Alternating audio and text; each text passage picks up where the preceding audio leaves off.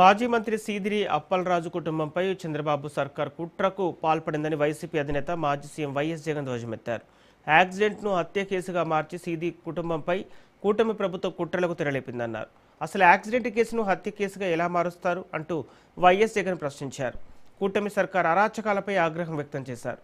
రాష్ట్రంలో కక్ష సాధింపు రాజకీయాలు జరుగుతున్నాయనే దానికి ఇదే నిదర్శనమన్నారు.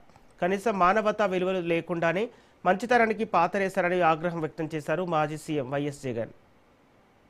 నేను టికెట్ వైఎస్ఆర్సీపీ తరఫున టికెట్ ఇస్తే ప్రజల ఆశీర్వాదాలతో ఎమ్మెల్యేగా అయ్యాడు.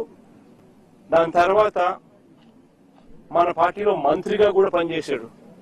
అంటే ఒక బీసీ నాయకుడు, ఒక అతి సామాన్యమైన కుటుంబం నుంచి వచ్చి కష్టపడి చదివి మంచి డాక్టర్గా పేరు తెచ్చుకొని ఒక ఎమ్మెల్యే అయి, ఒక మంత్రి అయి, ఒక బీసీ నాయకుడిగా తాను ఎదిగితే అలాంటి మనిషిని ఫినిష్ చేయడం కోసం, క్యారెక్టర్ అసాసినేట్ చేయడం కోసం ఒక తప్పుడు కేసును, ఒక యాక్సిడెంట్ను ఒక కుట్రగాను, ఒక హత్యగాను దాన్ని వక్రీకరించి మలచి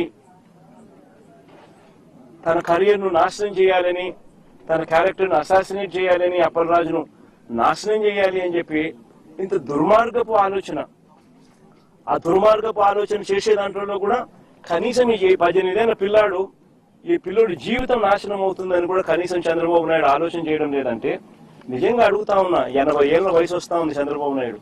మనిషి అన్నం తింటున్నాడా, గడ్డి తింటున్నాడా అని అడుగుతా ఉన్నా. అంటే ఏం తప్పు చేసినాడు ఈ పిల్లోడు? ఒక యాక్సిడెంట్ జరిగింది, పొరపాటున జరిగింది. జరిగిన దానికి నిజంగా మనుషుల్లో ఎవరైనా ఉంటే వీళ్ళతో వాళ్ళతో ఇద్దరితో కూర్చోపెట్టుకొని పొరపాటు జరిగిందమ్మా, కాంపెన్సేషన్ ఇంతకన్నా ఇంత ఎక్కువ ఇస్తామమ్మా, నీ కుటుంబాన్ని పూర్తిగా మేమే అన్ని రకాలుగా చూసుకుంటామమ్మా అని చెప్పి వీళ్ళతో భరోసా ఇప్పించాలి. నిజంగా అప్పలరాజు కూడా ఆ పని కూడా చేయడానికి కూడా ముందు కూడా పోయినాడు పాపం, మంచి ఉద్దేశంతో, మంచి మనసుతోనే. ఇప్పుడు వీళ్ళు ఏం చేస్తా ఉన్నారు? దీన్ని రాజకీయం చేసి చెడగొట్టి వాళ్ళకి జరిగే మంచి కూడా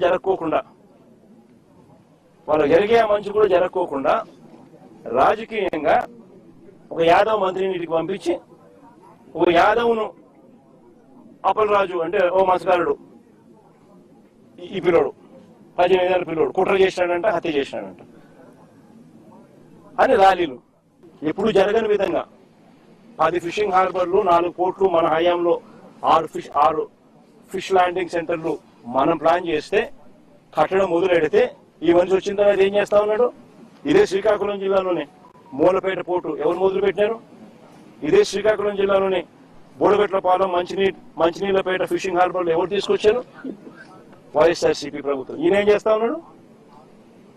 స్కాములు చేస్తూ దానికి అమ్మకానికి పెట్టినాడు. స్కాములు చేయడం కోసం స్కాములు చేస్తూ పోర్టులు అమ్మకానికి, ఫిషింగ్ హార్బర్లు అమ్మకానికి, మత్స్యకారుల జీవితాలను సర్వనాశనం చేయడానికి కోసం ఈ మనిషి రెడీగా ఉన్నాడు.